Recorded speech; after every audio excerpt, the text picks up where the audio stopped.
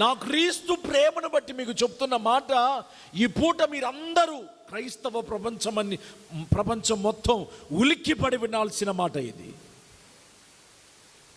ఉలిక్కిపడి లేవాల్సిన మాట. ప్రభు అంటాడు, లెమో తేజరిల్లో, నీ మీద వెలుగు ప్రకాశించుచున్నది. నువ్వు నిద్రలో ఉన్నావు, దేవుని గమనించలేని నిద్ర, ఆశీర్వాదాలను చూడలేని నిద్ర. నిద్రలో ఉన్నవాడు, వాడి యొక్క ఆత్మీయ స్థితి, వాడి ఆశీర్వాదం ఎలాగ నడుస్తుంది అంటే నత్తనడక నడుస్తుంది. నిద్రలో ఉన్నవాడి ఆశీర్వాదం,